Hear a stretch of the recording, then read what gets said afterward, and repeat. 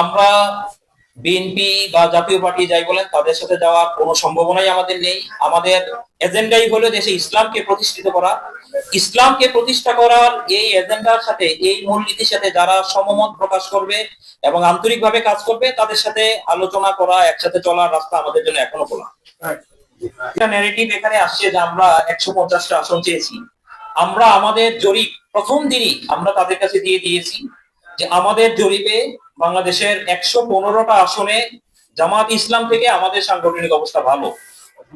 আরো 42টা আসনে আমাদের বক্তব্য ছিল যে এখানে আমরা জামাত ইসলাম কাছাকাছি বা কম বেশি কেউ হইতে পারে, কিন্তু বাংলাদেশের বাস্তবতা, ওলামায়ে কেরামদের অবস্থান, দেশের স্বাধীনতার অবস্থান ইত্যাদি নিরিখে আমাদের বক্তব্য ছিল এই আসনগুলোতে আমরা ভালো করতে পারবো, কিন্তু আপনাদের জন্য কষ্ট হবে।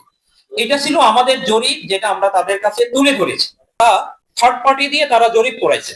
আমাদের এখানে বড় কোশ্চেন হলো, আমাদের জরিপ আমরা আমাদের সাংগঠনিক চ্যানেলেই আমরা তৈরি করছি, আমরা স্বীকারও করি যে এটা আমাদের সাংগঠনিক জরিপ, এটা আমরা তাদের কাছে দিলাম।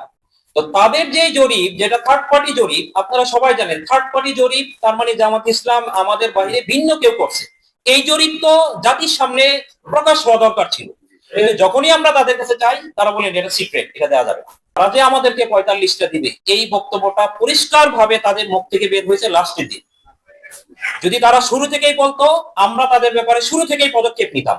আমরা দেখলাম আসন বন্টনের সময় আমাদের যেখানে শক্তিশালী অবস্থান, তারা সেখানে বলতেছে যে এখানে আমাদের জেলা সভাপতিকে দিতে হবে, এখানে আমাদের সেক্রেটারিকে দিতে হবে, এখানে আমাদের আমির একজনকে কমিটমেন্ট করছেন তাদেরকে দিতে হবে, এখানে বিগত 3 নির্বাচনে একজন প্রার্থীকে তারা করে আমরা দিতে পারি নাই, তাকে দিতে হবে। অথচ ওই আসনগুলাতে আমরা মানে সাংবাদিকদের নিরপেক্ষ জরিপেও প্রমাণিত হবে আমরা সেখানে শক্তিশালী। এবং আমরা আপনাদের সামনে আল্লাহর উপর তাওয়াক্কুল করে ঘোষণা করতেছি 12 তারিখের পরে আমরা ওই আসনগুলা আবারও বলবো যে এই আসনগুলা তারা আমাদের কাছ থেকে নিতে চেয়েছিল।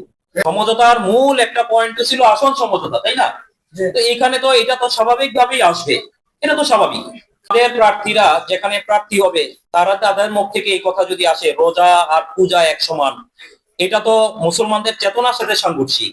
তারপরে তারা মুসলমানদের ভোট থেকে, সেখানে আমাদের গণমানুষের একটা বিষয় আছে যে কোন জায়গায় আমরা কাকে ভোট দিব, সেখানে যদি আমাদের মুসলমানকে অন্য জায়গায় ভোট দিতে বাধ্য করে, তাই না? এই বিষয়গুলো তো সাধারণ মানুষের পক্ষ থেকেই প্রতিবাদ আসে। আমাদের সিদ্ধান্তটা সাধারণ মানুষের গণ প্রতিফলনেরই বহিঃপ্রকাশ।